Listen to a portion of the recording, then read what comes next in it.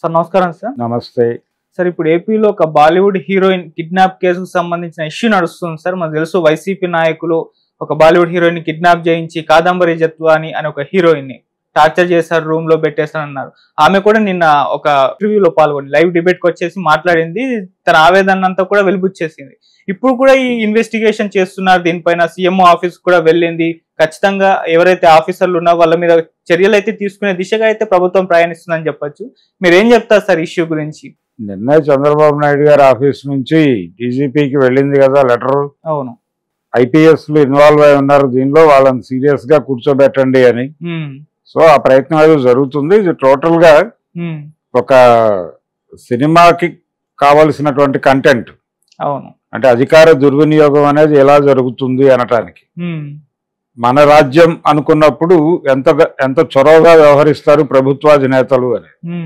బాంబేలో తనకి అంటే కడప స్టీల్ ఫ్యాక్టరీ దీనికి సంబంధించి ఒక రిలేషన్, స్టీల్ ఇండస్ట్రీలో జిందాల్కి ఉన్నటువంటి పాపులారిటీ అందరికీ తెలిసిందే.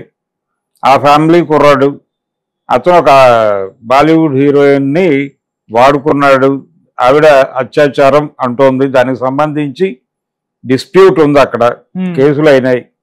ఆ డిస్ప్యూట్ ని సెటిల్ చేసుకోవాలనుకున్నారు వాళ్ళు. అది పెద్ద అంటే ముఖ్యమంత్రి గారికి తెలిసి ఉంటుంది. ఏపీ ముఖ్యమంత్రి గారు వాళ్ళతో ఆ ఓబులాపురం మైనింగ్, ఐరన్ ఓరు ఆ ఏరియాలో వాళ్ళతో రిలేషన్స్ నడుస్తున్నాయి ఆయనకి. అందుకని మిత్రుడి బాధ తన బాధగా భావించి ఎలాగో మన ప్రభుత్వం ఉంది కదా గురువు, నేను చేసి పెడతాను అని ఉండొచ్చు అని. ఇది విషయం. దీన్ని ఎలా సెటిల్ చేయాలంటే అక్కడ నుంచి పట్టుకొచ్చి ఇక్కడ ఒక దళితుడిని ఇన్వాల్వ్ చేసే దానిలో విద్యాసాగర్ని, కుక్కల విద్యాసాగర్ అనబడే కుక్కల నాగేశ్వరరావు జడ్పీ, అంతకుముందు ఆయన జడ్పీ చైర్మన్ చేశాడు. వాళ్ళ అబ్బాయి అతను 2014లో కంటెస్టీ కాబట్టి అతన్ని ఇన్వాల్వ్ చేసి అతనికి అమ్మాయికి ఏదో రిలేషన్ ఉందని ఎస్టాబ్లిష్ చేసి ఆ అమ్మాయి ఇతని దగ్గర నుంచి ఏదో ర్యాన్సమ్ అడుగుతోందని, అది కూడా 5 లక్షలు ఎంతో పెట్టారు, చాలా తక్కువ అమౌంట్. అలా ఆ అమ్మాయిని అక్కడి నుంచి ట్రాన్సిట్ వేసి పట్టుకొచ్చి ఇక్కడ వేధించి ఆ అమ్మాయితో అండర్టేకింగ్ రాసుకొని జైల్లో పెట్టి బెదిరించి ఇంత డ్రామా నడిచి ఇదంతా కూడా ఒక సినిమా తీయదగ్గ కథే. మంచి పొలిటికల్ పోలీస్ గేమ్ ఇన్వాల్వ్ అయినటువంటి స్టోరీ కాబట్టి డెఫినెట్గా ఎవరైనా ఎఫర్ట్ చేస్తూ మంచి చిన్న సినిమా అవుతుంది. ఆ లెవెల్ కథ నడిచినప్పుడు దాన్ని వాడుకునే ప్రయత్నం డెఫినెట్గా తెలుగుదేశం ప్రభుత్వం చేస్తుంది.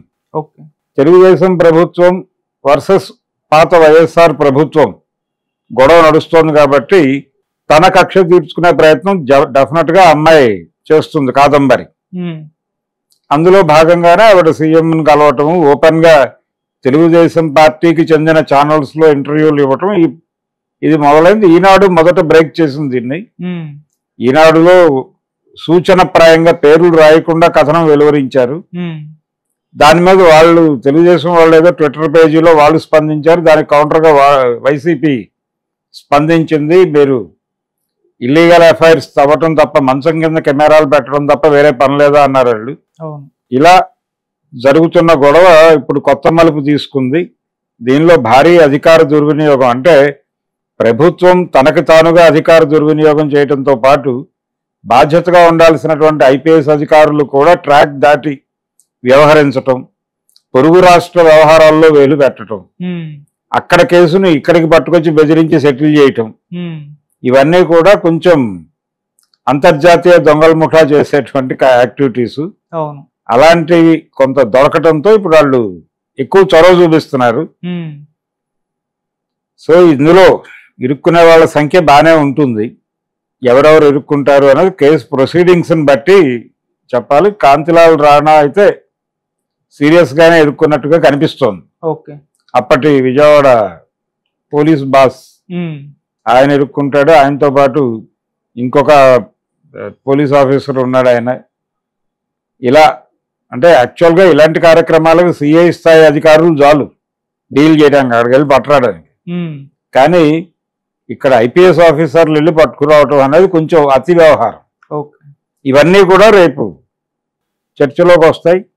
విచారణలోకి వస్తాయి, నిజానిజాలు బయటకు వస్తాయి, ఏం జరిగింది ఏమిటి, నిజంగానే విద్యాసాగర్ ఎపిసోడా, విద్యాసాగర్ని మధ్యలో శిఖండిలా నిలబెట్టి డ్రామా నడిపారా, ఇవన్నీ నిగ్గు తేల్చాల్సి ఉంటుంది. ఇది నిగ్గు తేల్చే క్రమంలో నిజానికి ఆయన దళితుడు, దళిత సంఘాలు ఇన్వాల్వ్ అయ్యి కొంచెం దీన్ని సీరియస్గా పట్టించుకుని గొడవకు దిగితే తప్ప దీనిలో నిజానిజాలు ఏంటనేవి బయటకు రావు.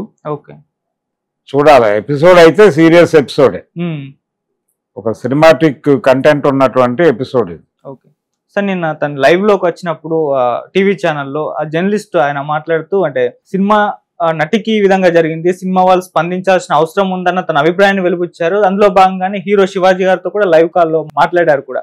సో ఇప్పుడు సినిమా వాళ్ళు దీని మీద స్పందించాల్సిన అవసరం ఉందంటారా సార్? అంటే సినిమా వాళ్ళు ఎవరైనా మాట్లాడితే బాగానే ఉంటుంది. ఆల్రెడీ ఇంకో గొడవ జరుగుతోంది కదా, కేరళ ఫైల్ అని ఒక సినిమా నడుస్తోంది ప్యారలల్ గా. ఈ సినిమా ఫైల్ నడుస్తోంది, దీంతో పాటు 2018లో ఇక్కడ జరిగినటువంటి మీటూ గొడవ, ఆ పాత ఫైల్స్ ఏవైనా అనే గొడవ నడుస్తోంది ప్యారలల్ గా. దానికి సమాధానం చెప్పుకోవాలి.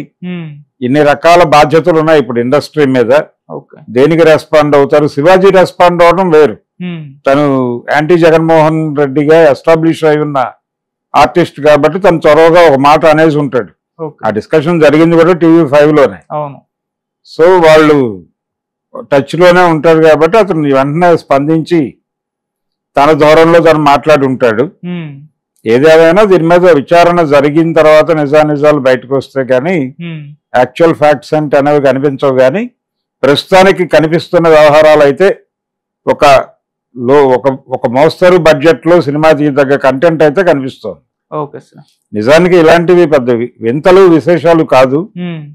ప్రభుత్వాధినేతలు అల్లు అర్జున్ అన్నట్టుగా నా వాళ్ళు అనుకుంటే నేను ఎక్కడి వరకు అయినా పెడతాను, ఏవైనా చేస్తాను అన్న ధోరణే ఇది. నా రాజ్యం అనుకుంటే ఏవైనా చేస్తాను అని. అంటే ఒక్కొక్క సందర్భంలో ఒక్కొక్క ముఖ్యమంత్రికి ఈ అధికారం శాశ్వతము అనేటువంటి భ్రమ కలుగుతుంది. ఆ భ్రమ కలగక ముందు వారి వ్యవహార శైలికి చాలా దూకుడుగా ఉండేది. అంటే కేంద్రం మిథ్య లాంటి స్టేట్మెంట్లు చాలా అలవోకగా ఇచ్చేవాడే. అలాగే NGOల శాలరీస్ పెంపు వ్యవహారంలో పందికొక్కులు తిన్నట్టు తింటున్నారు ఖజానా అని చాలలేదా అనేసాడు ఓపెన్ ప్రెస్ ముందు. అలా ఒక దూకుడు ప్రదర్శన ఉంటుంది. అది జగన్మోహన్ రెడ్డి గారు ఇంకొంచెం ఎక్కువ లెవెల్లో ప్రదర్శించి ఉండొచ్చు. అలా ప్రదర్శించిన సందర్భాలు చాలా ఉండుంటాయి. ఇప్పుడు ఈ కుండ పగిలింది. ఈ కుండ పగలడానికి ఏమిటి రీజన్స్ అనే దాని మీద దర్యాప్తు జరిగి ప్రాపర్ వాస్తవాలు బయటకు వచ్చిన తర్వాత ఏంటి అనేది మనకు అర్థమవుతుంది.